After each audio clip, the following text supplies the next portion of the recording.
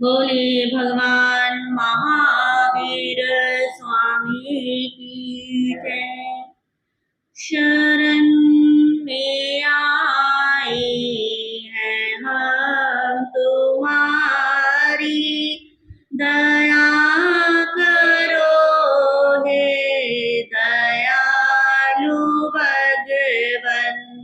शरण में आए हैं हम तुम्हारी, दया करो हे दयालु भगवन। संभालो बिगड़ी दशा हमारी, दया करो हे दयालु भगवन। संभालो बिगड़ी दशा हमारी, दया करो हे दयालु भगवन।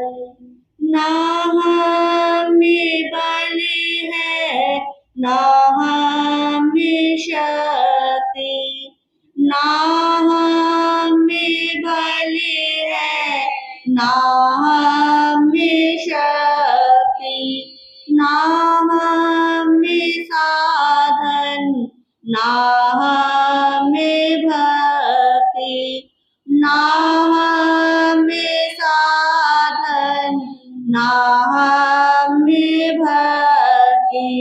तुम्हारे दर के है हम भिखारी, तुम्हारे दर के है हम भिखारी, दया करो हे दयालु भगवन। शरण में आए हैं हम तुम्हारी, दया करो हे दयालु भगवन। बहनों, आपका मौन है क्या? मौन की समाई चल रही है तो साथ में गुनगुनाने का, बोलने का प्रयास करो। जो तुम हो स्वामी तो हम है सेवक, जो तुम हो स्वामी तो हम है सेवक, जो तुम हो पालक तो हम है बालक, जो तुम हो पालक तो हम है बालक, जो तुम हो ठाकुर तो हम पुजारी, दया करो हे दयालु भगवन। संभालो बिगड़ी दशा हमारी, दया करो हे दयालु भगवन। बुरे हैं जो हम तो है तुम्हारे, भले हैं जो हम तो है तुम्हारे, बुरे हैं जो हम तो है तुम्हारे, भले हैं जो हम तो है तुम्हारे। तुम्हारे होकर भी है दुखारी, दया करो हे दयालु भगवन। संभालो बिगड़ी दशा हमारी, दया करो हे दयालु भगवन। प्रदान महान शक्ति भरो हमारे में ज्ञान भक्ति प्रदान कर दो महान शक्ति भरो हमारे में ज्ञान भक्ति तभी कहाओ ताप हारी दया करो हे दयालु भगवन संभालो बिगड़ी दशा हमारी दया करो हे दयालु भगवन शरण में आए हैं हम तुम्हारी दया करो हे दयालु भगवन दया करो हे दयालु भगवन।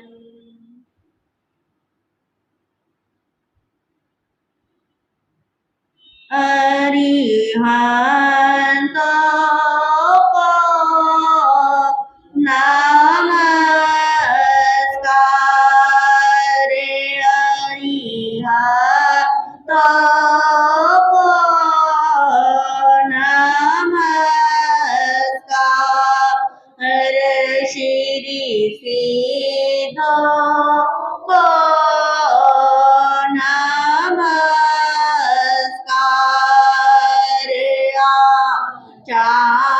आचार्यों को नमस्कार उपाध्यायों को नमस्कार जग में जितने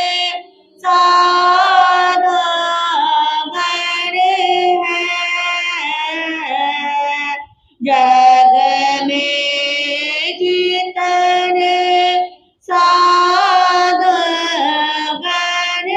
हैं मैं सबको बंदो बारे बार अरिहंतों को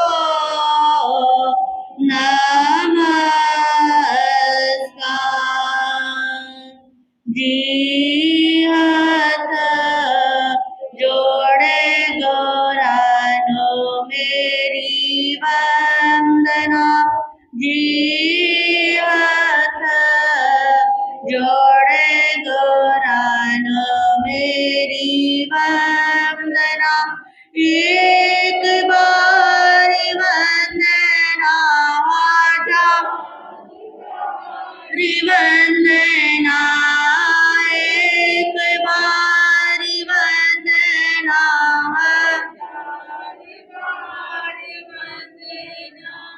लाख बारी वंदना करोड़ बारी वंदना लाख बारी वंदना करोड़ बारी वंदना जी हाथ जोड़े गौरानो मेरी वंदना। अहिंसा के अवतार परम पिता परमात्मा प्रभु महावीर स्वामी को भाववंदन। आत्मज्ञानी सदगुरुदेव युग प्रधान आचार्य सम्राट पूज्य श्री शिवमुनि जी महाराज साहब, उत्तर भारतीय परिवर्तनी श्रवणी सूर्या डॉक्टर गुरानी श्री सरिता जी महाराज साहब, सरल आत्मा सरल मना सदगुरु वरिया श्री अजय कुमारी जी महाराज साहब, श्रवणी गौरव प्रज्ञा ज्योति प्रवचन प्रभाविका डॉक्टर गुरानी श्री शिवाजी महाराज साहब की पावन पवित्र चरण कमलों में कोटि कोटि वंदन नमन। आज की प्रातःकालीन प्रवचन सभा में आप सबका हार्दिक स्वागत है, हार्दिक अभिनंदन है। गुरु कृपा से आपके समक्ष नव तत्वों की चर्चा चल रही है, जिसके अंदर आप पाप को श्रवण कर रहे हैं। पाप के अंदर कल आपने माया और लोभ पाप को श्रवण किया था। आज आपके समक्ष पाप आ रहा है जिसका नाम है राग। राग शब्द एक ऐसा शब्द है, राग एक ऐसा पाप है जो हर किसी के भीतर होता है।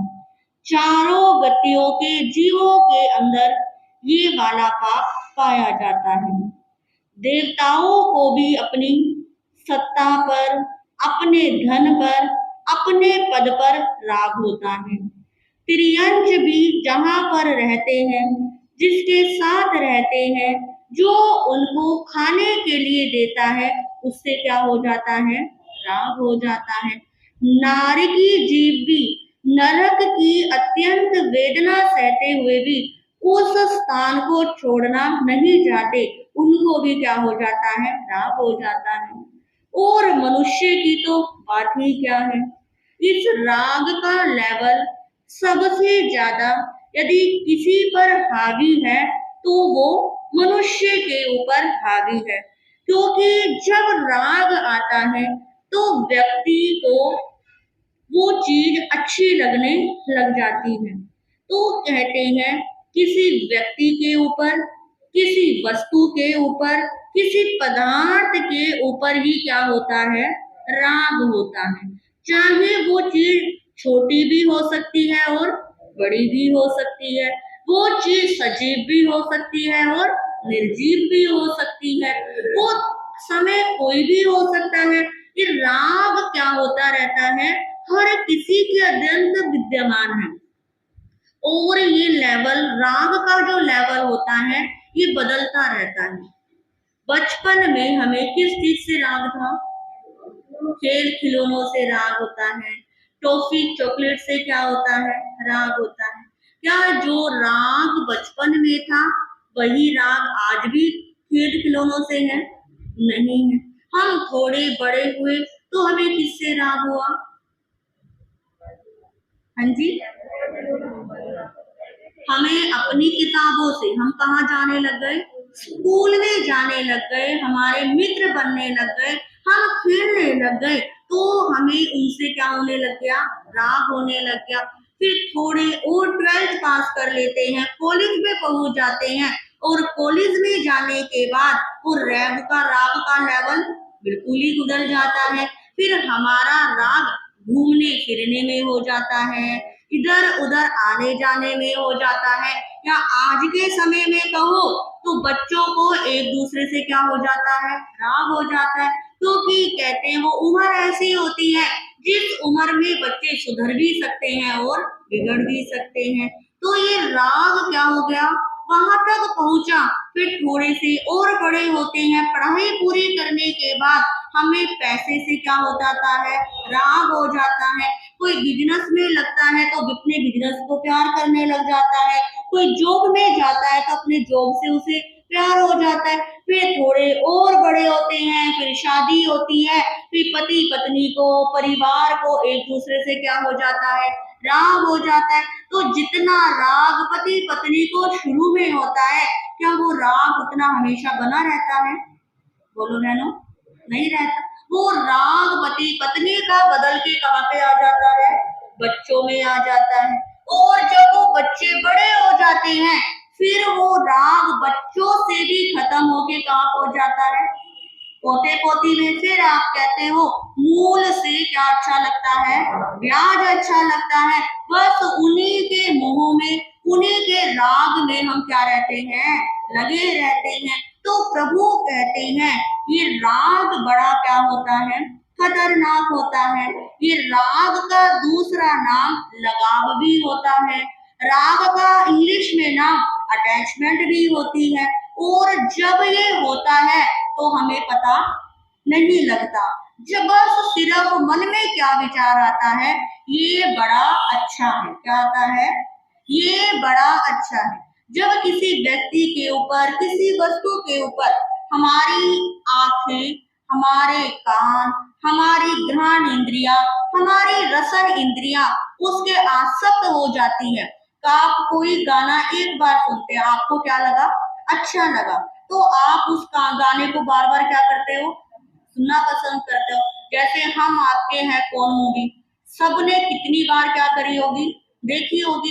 जब हम भी घर पे तो हमने भी क्या करी थी? कितनी बार ये मूवी बाहर जा जा कर भी देखी है। क्यों देखी? क्योंकि हमारे कानों को और हमारे आंखों को क्या लगी है? अच्छी लगी है। आप कोई चीज कहीं पर खाते, आपको क्या लगी? अच्छी लगी, अरे ये तो क्या है, बड़ी टेस्टी है, बड़ी अच्छी है, तो आप बार बार उसको क्या करते हो? ट्राई करते हो। तो प्रभु कहते हैं जहां पर ये अच्छा शब्द आ जाता है, अरे ये व्यक्ति बड़ा क्या है? अच्छा है।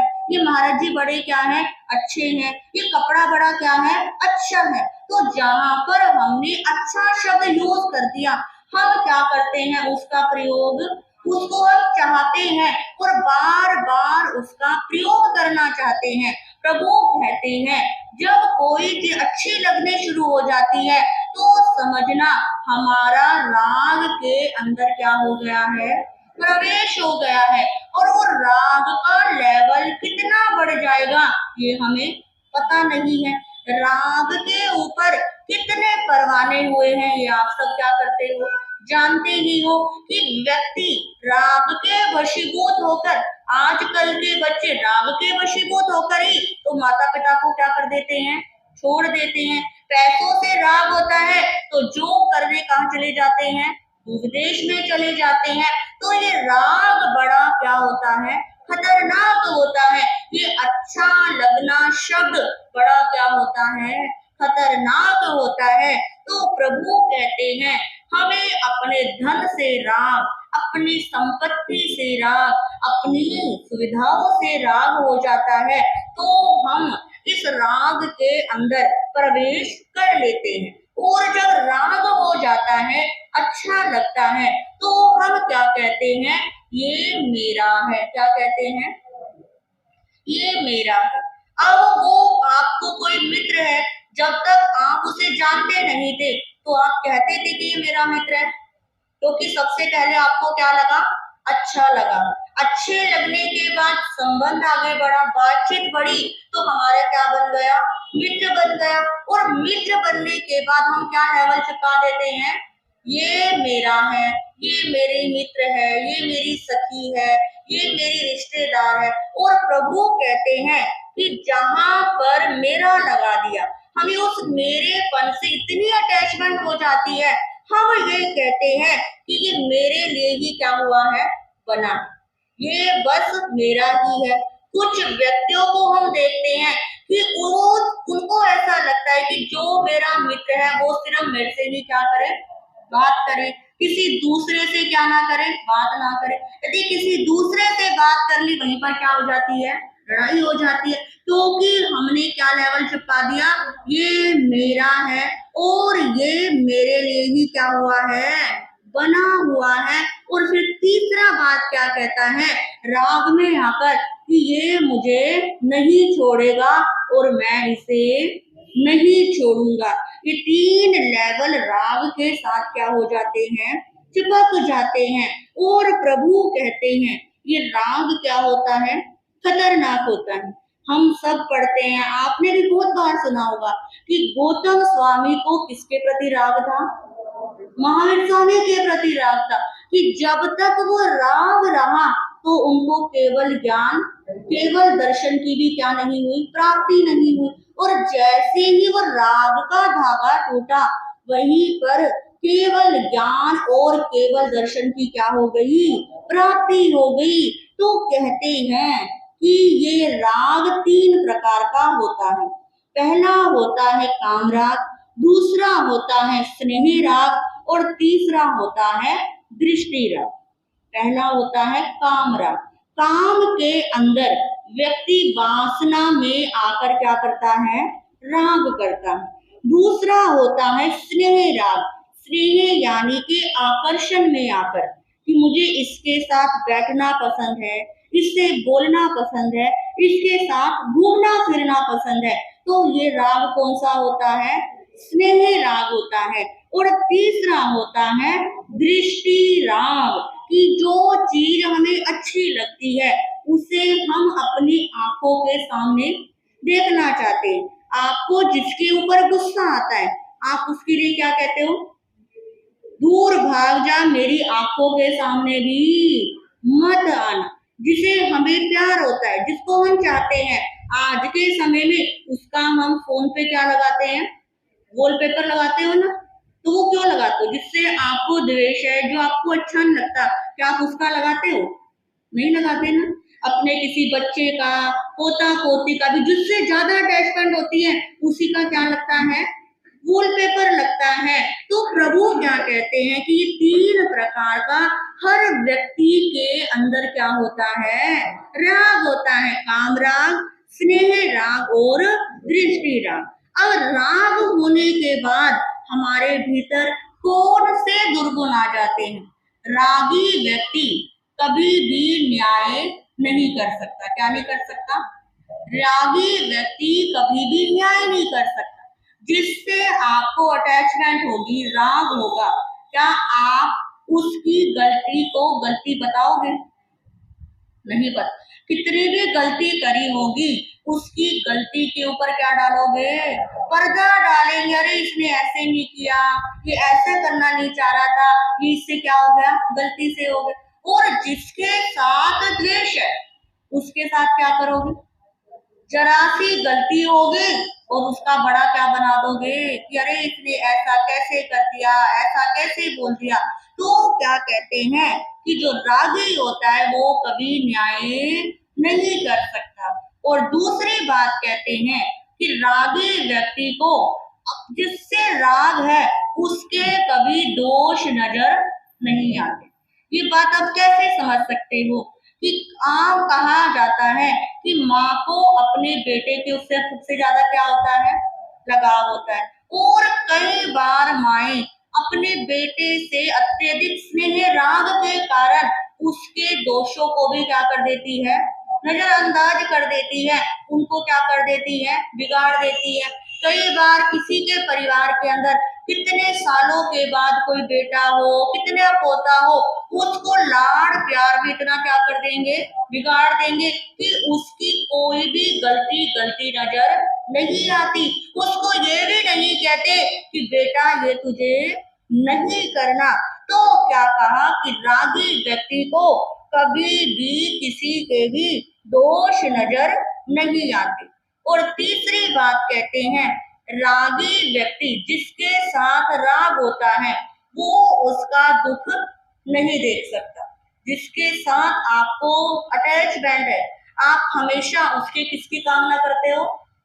उसकी बढ़ोतरी की, उसके सुख की। और जैसे ही उसकी परेशानी कोई आती है तो उस परेशानी को अपने ऊपर क्या कर लेते हैं? ले लेते हैं। तो कहते हैं रागी व्यक्ति कभी भी जिससे राग है उसका दुख नहीं देख सकता।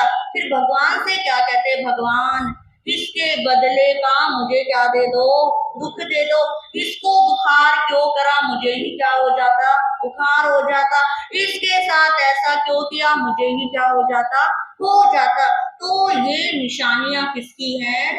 रागी व्यक्ति की है। तो अब अपने आप को देखो कि आपको किस व्यक्ति के साथ ऐसा होता है।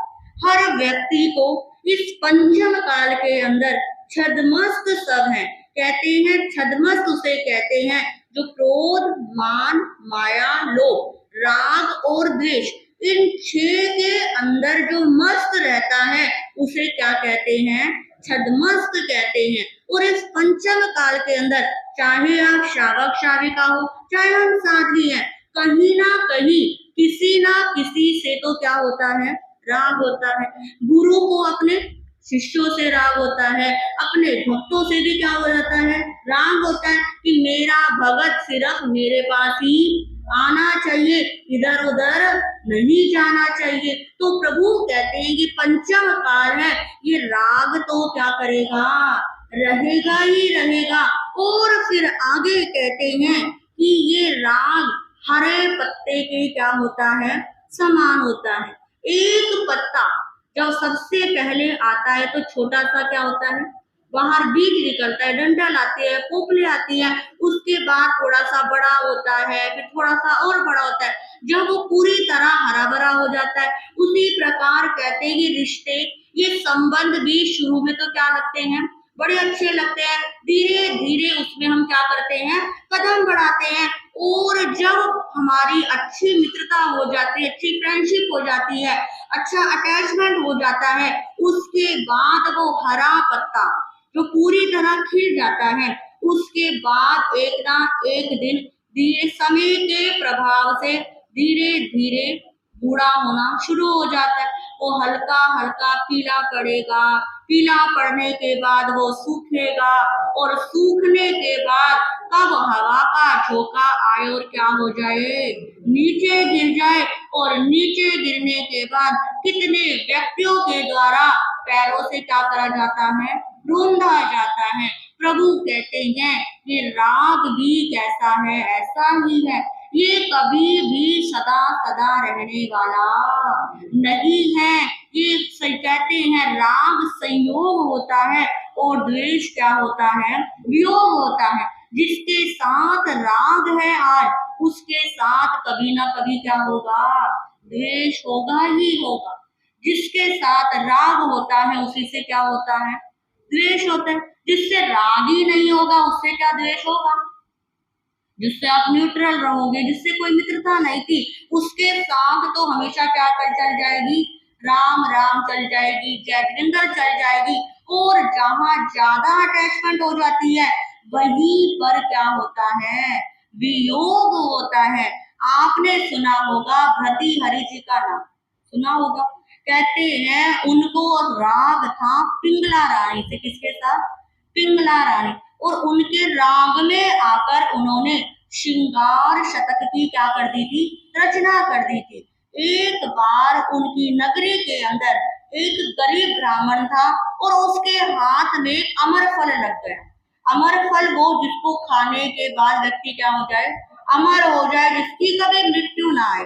अब वो गरीब ब्राह्मण सोचता है कि मैं इस अमर फल को खाके क्या करूंगा, मैं तो गरीब हूँ, मेरी जिंदगी तो ऐसे ही चल जाएगी। मैं ऐसा करता हूँ, ये फल राजा को क्या कर देता हूँ, दे देता हूँ। हमारे राजा इतने अच्छे हैं, इतनी प्रजा का अच्छे से ध्यान रखते हैं, वो अच्छा व्यक्ति ज्यादा जिए तो क्या है, अच्छा है।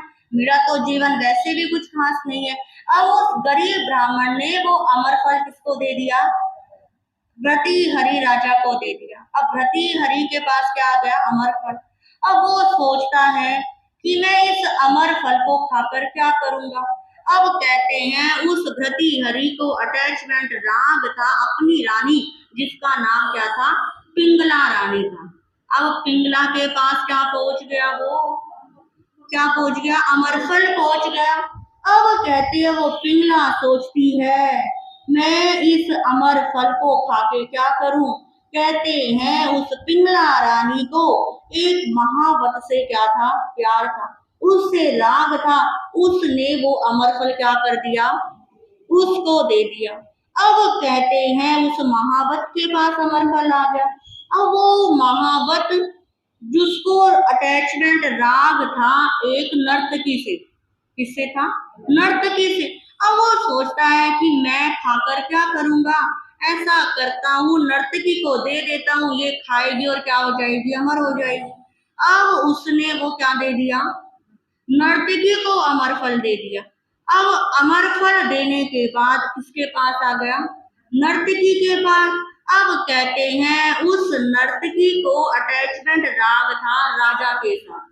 अब वो अमर फल वापिस किसके पास पहुंच गया, राजा के पास पहुंच गया। क्योंकि अच्छी चीज हम किसे देना चाहते हैं, जिसको, जिससे राग होता है। आपके पास कोई गिफ्ट आया है, कोई साड़ी आई है, कोई आया है, तो आप क्या करोगे, जिस यदि बहू से अटैचमेंट होगी तो क्या करोगे, बहू को दोगे। नहीं तो मैं मैक्सिमम सुनती हूँ कि माए सोचती चल बेटी आएगी, बेटी को क्या कर देंगे, दे देंगे, क्योंकि अटैचमेंट बहू से ज्यादा किससे रखते हो, बेटी से रखते हो, है ना। बेशक कहते हैं बहू और बेटी बराबर है, परंतु जो लेवल राग बहू के होता है वो बेटी से नहीं होता। बेटी को बहू से, बेटी को क्या करते हो, ज्यादा राग करते हो। तो ये होता है, ये ह्यूमन बीइंग है कि जो चीज हमें अच्छी लगती है, अच्छी चीज हम उसी को देना चाहते हैं जिससे हमारा क्या हो, राग। अब कहते हैं किसके पास पहुंच गया, राजा के पास। अब अमर फल देख के राजा का माथा खनक गया। अब राजा ने तो किसको दिया था, न भरकर अपनी रानी को दिया था, क्योंकि अमर फल भी क्या है, एक ही होता है। कोई सेब संतरे की तरह तो नहीं है कि यहाँ से ले लिया होगा, यहाँ से ले लिया होगा। अब राजा ने वो अमर फल देखा, एकदम से दिमाग खराब हो गया कि मैंने तो किसको दिया था, अपनी रानी पिंगला को दिया था, और मैं उससे क्या करता था, प्यार करता हूँ, और प्यार में आकर मैंने कहा ये खाएगी और क्या हो जाएगी, अमर हो जाएगी। अरे अब ये घूमते घूमते यहाँ तक नर्तकी के पास कैसे पहुंचा। अब राजा ने पूरी क्या करवाई, खोजबीन, नर्तकी से पूछा, नर्तकी ने कहा किसने दिया, महावत। अब महावत को बुलाया, किसने दिया, रानी ने दिया। वहीं पर सारी क्या खुल गई, पोल पट्टी खुल गई। कई बार आपके साथ भी ऐसा होता होगा कि आपने किसी को गिफ्ट दी कोई चीज, और वो घूम फिर के आपके पास ही, मैक्सिमम दिवाली के दिन अभी आने वाले हैं, वो ही गिफ्ट, वो ही सोन पापड़ी के डब्बे क्या होते रहते हैं, घूमते रहते हैं, और कुछ व्यक्ति उनको क्या कर लेते हैं, पहचान भी लेते हैं, मैंने तो क्या दिया था, उसको दिया था। तो ये क्या है कि वस्तु कभी भी एक जगह क्या नहीं रह सकती, टिक के नहीं रह सकती। जिसका शुभ कर्म का उदय होगा उसकी तो पोल पट्टी क्या हो जाएगी, नहीं खुलेगी, और जहां पर अशुभ कर्म का उदय होगा, आपने पहली बार ही कोई ऐसी हेरा फेरी करी होगी, पहली बार में क्या हो जाओगे, पकड़े जाओगे, अरे तुझे तो मैंने क्या दिया था, उसको दिया। तो प्रभु ने क्या कहा, ये राग क्या होता है, बड़ा विचित्र होता है। तो उस भृति हरि के अंदर इतना वैराग्य आ गया कि मैं कितना प्रेम करता था, इतना अटैचमेंट करता था अपनी रानी के साथ, और ये मुझसे क्या नहीं है, मेरे साथ इसने क्या करा, धोखा दिया। जितना प्यार मैंने इसको दिया उतना प्यार ये मुझसे नहीं करती, तो दुनिया में प्यार करके क्या फायदा। अब कहते हैं उस भृति हरि ने उस समय इतना वैराग्य जागा, इतना वैराग्य जागा कि वैराग्य शतक की क्या कर दी, रचना कर दी। और ये छोटा सा दृष्टांत सत्य दृष्टांत है, हमारे ग्रंथों में इनका क्या है, उल्लेख है। तो यहाँ पर समझाने का यही तात्पर्य है कि व्यक्ति राग में आकर क्या क्या कर देता। अब मन में प्रश्न आता है कि ये राग को हम कैसे पहचाने कि हमारा क्या हो गया है, राग हो गया है। सबसे पहली बात कि जो चीज आपको क्या लगने लग जाए, अच्छी लगने लग जाए, जिस चीज को बार बार देखने का मन करे, तो समझना आपका उस व्यक्ति, उस वस्तु के साथ क्या हो गया है, राग हो गया है।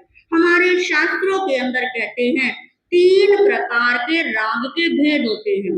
एक होता है अशुभ राग, क्या होता है, अशुभ राग। अशुभ राग के अंदर कहते हैं जो चोर होते हैं, चोर को धन के प्रति क्या होता है, जो राग होता है वो क्या होता है, अशुभ राग होता है। जो नेता लोग होते हैं उनको अपने पद से क्या होता है, अशुभ राग होता है, क्योंकि किसी भी नेता का पद या किसी भी समाज में किसी का भी पद हमेशा रहने वाला नहीं होता।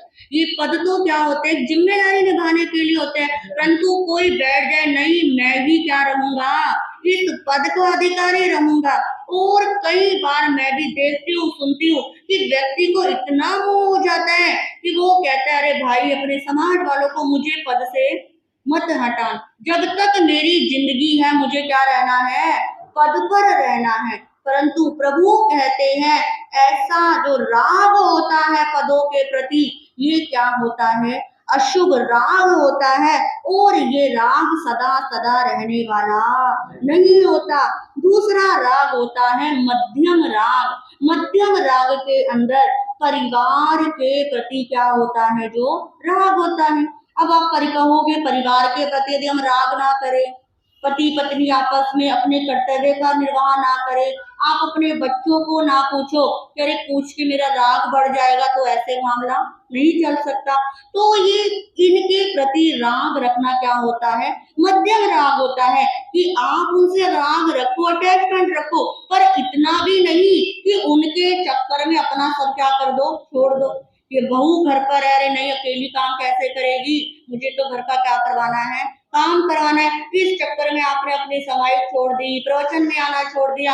कई लोग ऐसे होते हैं कि परिवार के जंजावल में इतने घुसे रहेंगे कि धर्म कर्म छोड़ देंगे।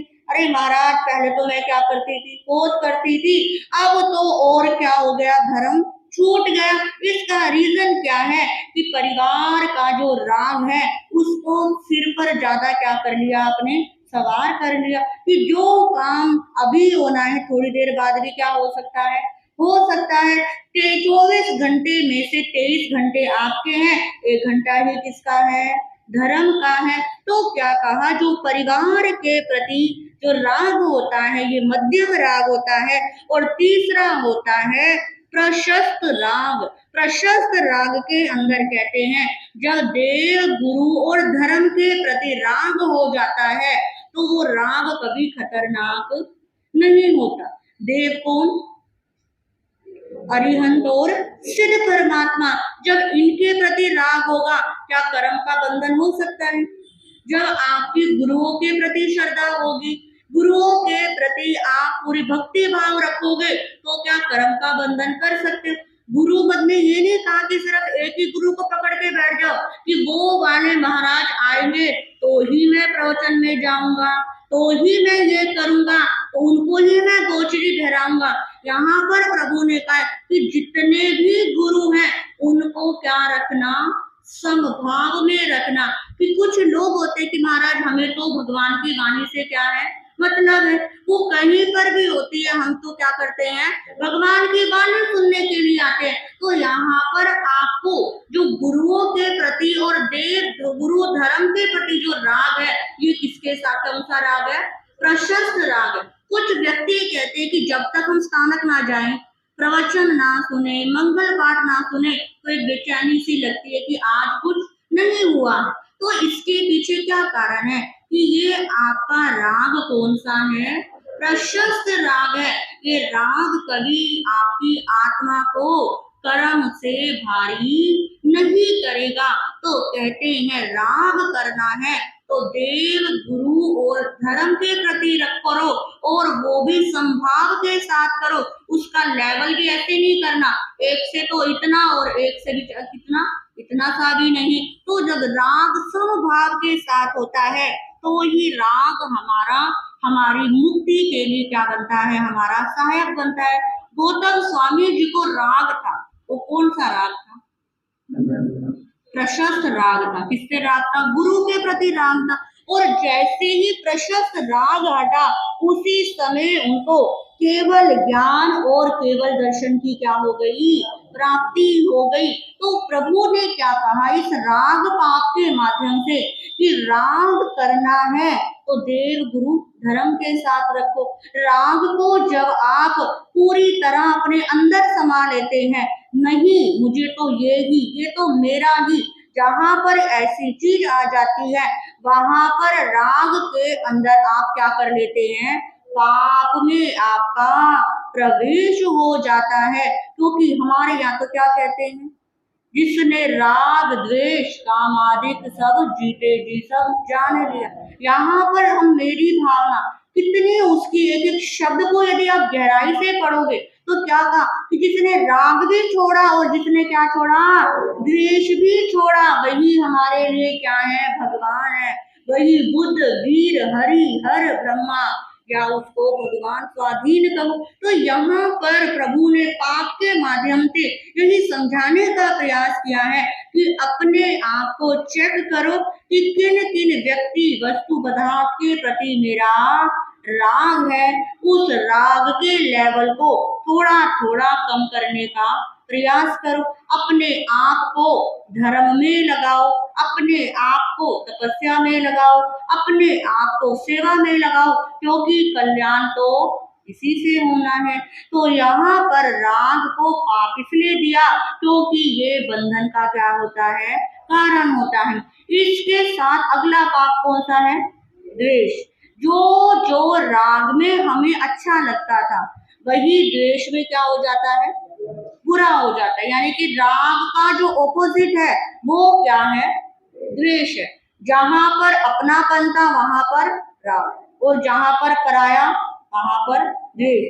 जहां पर ये मेरा वहां पर राग, और ये मेरा नहीं वहां पर क्या, द्वेष। तो प्रभु कहते हैं कि जब व्यक्ति को राग कुछ कारणों से होता है तो द्वेष भी क्या होता है, कुछ कारण होते हैं।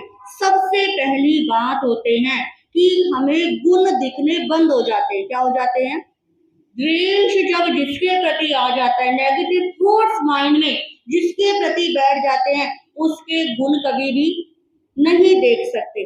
दूसरी बात कहते हैं, जब हमें किसी का नाम लेते ही गुस्सा आने लग जाए, कहते हैं इसका नाम मेरे सामने मत लिया करो, इसका फोन मेरे सामने नहीं बजना चाहिए, तो यानी कि उस व्यक्ति से क्या है, क्या है, द्वेष है। ये द्वेष का क्या है, लेवल है। तीसरा है कि जब किसी की प्रशंसा बर्दाश्त ना हो, क्या हो, कोई प्रशंसा कर रहा है, किसी बच्चे ने अच्छी डिग्री प्राप्त की है या किसी ने अच्छी गोल प्राप्त किया है, और आप वहीं पर बात को क्या कर दो, पलट दो, या उठकर क्या हो जाओ, चले जाओ, या उसके बारे जहां पर प्रशंसा हो रही है वहीं पर कहने लग जाओ, आज बड़ा बन रहा है, अपने आप को क्या समझता है, मुझे पता है इसका पास्ट कैसा था, ये क्या क्या करता था। कि जब हमें किसी की प्रशंसा पसंद ना आए, उसके प्रति हम विपरीत प्रतिक्रिया करने लग जाएं, तो समझना इस व्यक्ति से हम क्या करते हैं, द्वेष करते हैं। चौथी बात कहते हैं, जब हम पीठ पीछे बुराई करने लग जाएं, क्या करें, पीठ पीछे बुराई करने लग जाए। आप जिसके साथ आपका द्वेष है कभी उसके मुंह पर कह सकते हो, नहीं कह सकते। सामने तो बड़े क्या बनते हैं, मीठे बनेंगे, और लोग भी बड़े हैरान हो जाते हैं, समझ नहीं आ रहा इससे राग है या द्वेष है। सामने तो ऐसा दिखाएगा कि इससे बड़ा सगा इसका कोई नहीं, और उसके बाहर निकलते अरे क्या करूं, करना पड़ता है, नहीं करूंगा तो मुझसे मुंह बना लेगी, सबको पता लग जाएगा। तो इतनी बटरिंग सामने करते हैं और उसके पीछे से उसके बुराइयों के क्या कर देते हैं, पहाड़ी बना देते हैं। तो प्रभु कहते हैं कि पीठ पीछे यदि आप किसी की निंदा, चुगली, बुराई कर रहे हैं, जिससे प्यार होगा क्या उसकी बुराई कर सकते हो, नहीं ना। जिससे द्वेष होगा, जो अच्छा नहीं लगता उसी की तो क्या करोगे, बुराई करोगे ना। जिससे राग होगा उसके तो क्या गाओगे, गुणगान गाओ। कई बार आपने देखा होगा कि जिससे राग होता है, किसी का फोन आए उसी की प्रशंसा क्या करते रहते हैं, अरे इसने ये किया, अरे इसलिए ऐसा, ये तो ये इतना काम करते हैं। और जिससे द्वेष होता है, उसने एक काम भी बेचारे से गलत हो गया, 100 काम सही करें, एक काम गलत तो उसकी शामत नहीं आती। जब तक पूरे परिवार में, पूरे कुंबे के अंदर, पूरे उसमें पता ना लग जाए कि इसने ये क्या कर दी है, गलती कर दी है। तो प्रभु कहते हैं ये बुराई को नापने के क्या होते हैं, कुछ साधन होते हैं। ऐसे हम देख सकते हैं कि यदि मैं ऐसा किसी व्यक्ति के साथ हूँ तो मेरा उस व्यक्ति के साथ क्या हो रहा है, द्वेष हो रहा है। तो जितना राग खतरनाक है उतना ही द्वेष क्या होता है, खतरनाक होता है। और ये राग और द्वेष इस समय से नहीं, अनंत समय से क्या होते आ रहे हैं, चले आ रहे हैं। भगवान वो शालक को किससे द्वेष था, भगवान महावीर से क्या था, द्वेष था। और रावण को किससे द्वेष था, राम से द्वेष था। अब कंस को किससे द्वेष था, कृष्ण जी से कमलेश था। तो जो नथु राम गोडसे था उनको किससे द्वेष था, गांधी जी से था, तभी उनके ऊपर क्या चलाई, गोली चलाई। सूर्य कांता महारानी को किससे द्वेष था, याद है, राजा परदेसी, कि उनको जहर खाने में जहर मिलाकर क्या कर दिया था, दे दिया था कि अब मैं मेरे लायक नहीं रहा। तो प्रभु कहते हैं जैसे राग की श्रृंखला अनंत जन्मों से चली आ रही है, वैसे ही ये द्वेष की श्रृंखला भी क्या होती आ रही है, चली आ रही। अब आपने सुना था गज सुकुमार सोमिल ब्राह्मण को पिछले जन्म का क्या उखड़ा था, द्वेष ही तो उतरा था ना। यदि द्वेष नहीं होता तो कभी वो ऐसा काम करता ही नहीं। तो जितना व्यक्ति राग में बुरा नहीं होता, उससे ज्यादा बुरे से बुरे कुकर्म किसमें कर लेता है, द्वेष में कर लेता है। तो प्रभु कहते हैं कि जब द्वेष के भाव किसी के लिए आए तो मन में चिंतन लेकर आओ कि मुझे क्यों द्वेष करना, मैं क्यों बुराई करूं, मैं क्यों उसके दोषों को देखूं।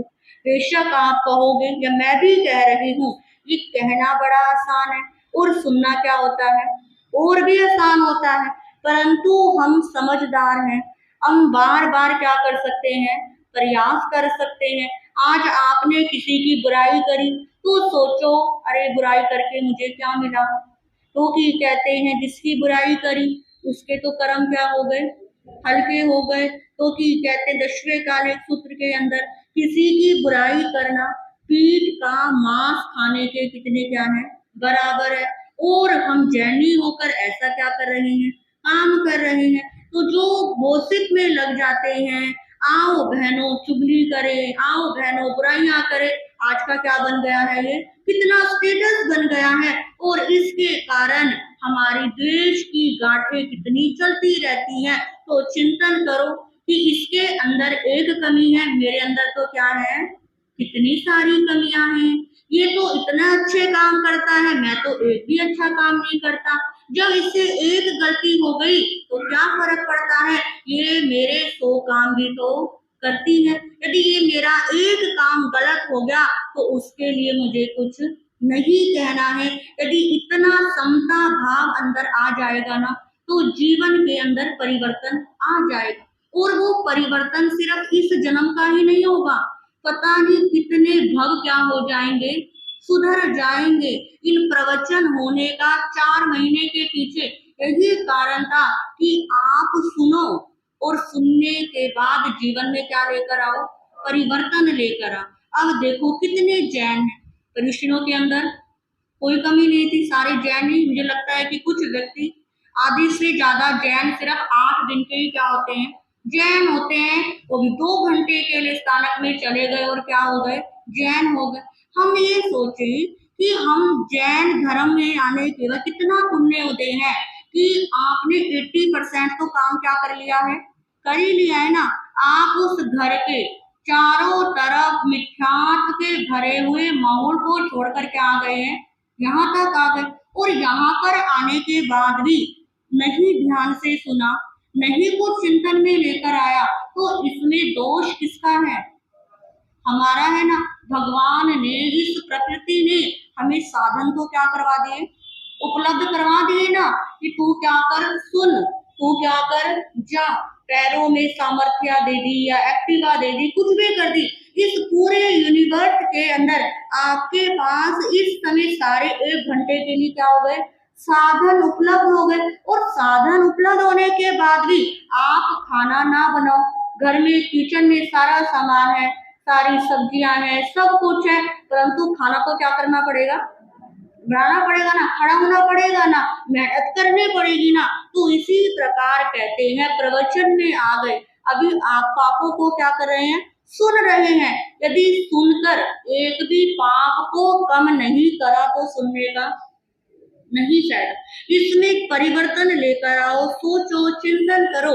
और चिंतन कहते हैं हमेशा अच्छा होता है और चिंता हमेशा बेकार होती है। चिंता कहते हैं पानी को भिगोने के समान होती है कि जितनी मर्जी चिंता करते रहो कुछ मिलने वाला नहीं।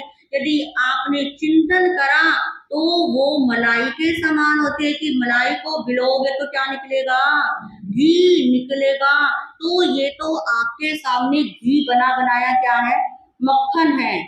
हम तो जो हमने स्वाध्याय करा, अपने गुरुओं के मुख से सुना, जो चिंतन करा, वो आपको देने का क्या कर रहे हैं, प्रयास कर रहे हैं। तो हमने कितनी किताबों में से, कितने सूत्रों में से, कितने महापुरुषों की वाणी में को संजोकर आपके सामने लेकर आए हैं। बस आपको थोड़ा सा मक्खन को क्या करना है, मथना है। उससे पहले का काम दूध को पकाना, मलाई इकट्ठी करना, ये सब तो काम क्या कर लिया, हमने कर लिया। पर थोड़ा सा आपको क्या करना है, मथना है। जब तक नहीं मथोगे तब तक इस आत्मा में कोई परिवर्तन नहीं होने वाला है। तो जिस जिस पाप को आप श्रवण कर रहे हैं उन कमियों को अपनी क्या करो, देखो। ये क्या कह रहे हैं पाप, कि खुद की कमी खुद देखो, दूसरे की कमी देखने का आपका अधिकार नहीं है। उसकी करनी उसके साथ और मेरी करनी मेरे साथ। हम क्यों दूसरे का पूरा अपने ऊपर ले। हमें तो सिर्फ किससे मतलब है, अपने से मतलब है। जब दुनिया से जाएंगे, अंतिम समय आएगा, अगला जन्म होगा, क्या कोई हमारे साथ जाएगा, नहीं जाएगा ना। वो जो शीट प्रभु ने हमें दी थी, वो शीट पूरी भरकर हम अकेले ही क्या करके जाएंगे, लेकर जाएंगे। वो जो उसका रिजल्ट आएगा, जिसके अकॉर्डिंग हमारा अगला भव, अगला जन्म होगा, वो अच्छा तभी हो सकता है यदि हमने पूरे बटा पूरे नंबर लिए हों। तो ये अवसर आपके सामने है, ये भगवान ने सारी सुविधा आपको उपलब्ध करा दी है।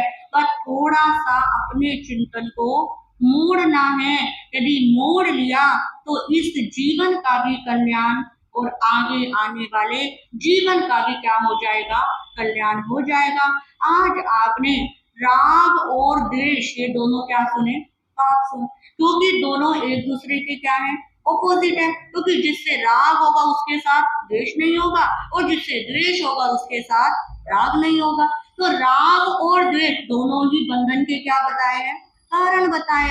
प्रभु ने कहा दोनों ही जंजीरें हैं, एक सोने की जंजीर है और एक लोहे की जंजीर है।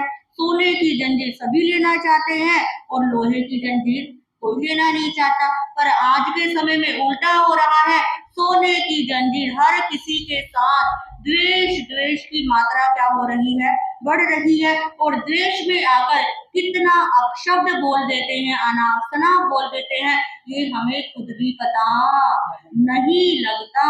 तो अपने जीवन को सुधारने के लिए इन पापों को क्या करो, श्रवण करो, जीवन में उतारने का प्रयास करो और चिंतन करो कि अब आगे से मैं ये नहीं करूंगा। जब हम नहीं करेंगे कभी ना कभी तो वो चीज क्या आएगी, उभर कर आएगी ना। यदि चिंतन ही नहीं करोगे, संस्कार ही नहीं डालोगे, तो उसका कोई फायदा नहीं है। तो इस प्रकार राग और द्वेष को आज आपने सुना, कल आगे पाप आपके सामने और आएंगे। आप आओगे, सुनोगे और अपने जीवन में आनंद लेकर आओगे। इन्हीं शब्दों के साथ मैं अपने विषय को विराम देती हूँ। आज कहानी का समय क्या हो गया, रह गया, कल क्या कर लेंगे, हम आगे कहानी कर लेंगे। क्योंकि द्वेष को यदि छोड़ती तो राग और द्वेष दोनों क्या हो जाते, अलग अलग हो जाते। तो राग के साथ द्वेष को समझना भी क्या था, जरूरी था। इस प्रकार आप आए, स्वयं भी आए और दूसरों को भी लेकर आए।